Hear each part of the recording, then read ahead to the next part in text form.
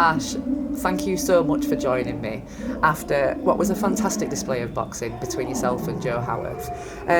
You did come up short, but it was a really competitive fight. Talk me through it. I thought so as well. Do you know what? Everyone goes on about his power, and don't get me wrong, he's got thudding power, but it's not one punch knockout power, but every punch is like bang, bang, bang. Like even his jabs are solid, and it is one of them where you think I don't want to get hit with them too much, but it's not like one shot's going to knock me out. But like I say, yeah, fair play to him, he's very strong. I thought they gave him every round for some, which not just me, speaking to everybody gave me at least 2 rounds, and then Steve Wood said he thought one of them was about a draw. Maybe a 10-10. So that's like just off a draw in a fight. Do you know what I mean? But if I'm very, very honest with myself, at the end I thought, yeah, I don't think I've won that. Do you know what? His big shots didn't really do much. It's simple as he won the fight with his jab. Yeah. He won the fight with his jab, and it was my downfall that I just wasn't getting out of the way of him enough. For me, it's a winnable fight, if I'm very honest. But I just have to get things right. So let's just put a little bit of a backstory to this. So you had an opponent scheduled and they pulled out Wednesday night. And so you got a phone call late Wednesday from our matchmakers suggesting, would you like to box Joe Howarth, another VIP prospect. He's 8-1 at the time, and you said yes. Ish? Yeah. So I have been asking for a step up, and obviously Dan Booth, my original opponent, was a step up. Yes, and then, like I say, I got what I asked for, and I just came up short. But it's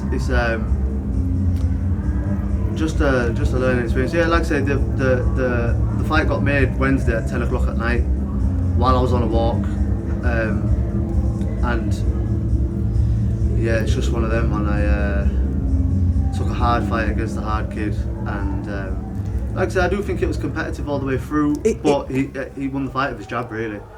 It was competitive, and I had you winning the third. I missed a couple of the middle round, the fourth and fifth, purely because I was interviewing.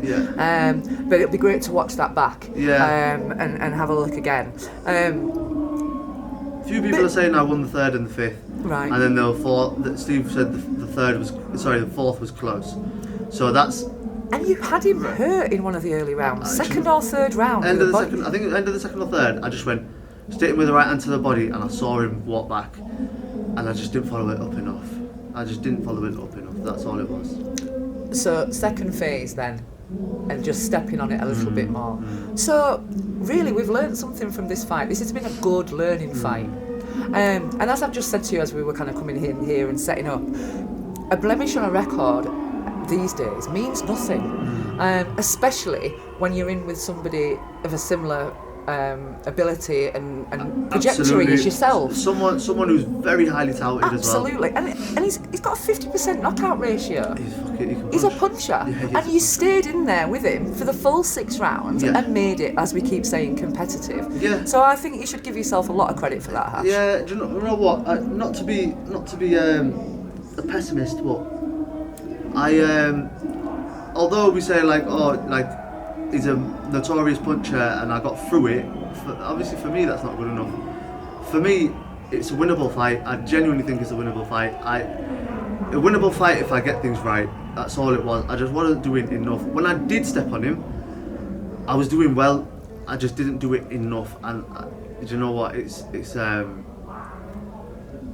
like I say, it's something to learn from, something to come back from. But I will add that was a very that were worthy of a title. That's better. I've watched English title fights. Absolutely. Not half as good as that. Absolutely. I know that was a good fight. Even from the outside, I know that was a good fight, and I know. Well, the roof nearly came off. Yeah, you know what I mean. I've watched English title fights that the actual quality of boxing, it's competitive. Yes. The actual quality of boxing is just not all that.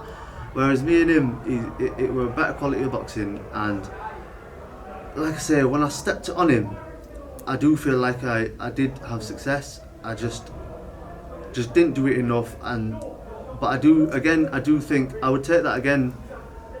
but I would make sure I get things right in like camp and stuff like that. Do you know what I mean? I just obviously, like I say, it was a short notice fight. Both took a risk, and obviously it paid off him, and I'm happy for him because he's a nice lad. And there was a lot of respect between the both 100%, of you, 100%. both teams, and that was lovely to see as well. Do you know what's funny?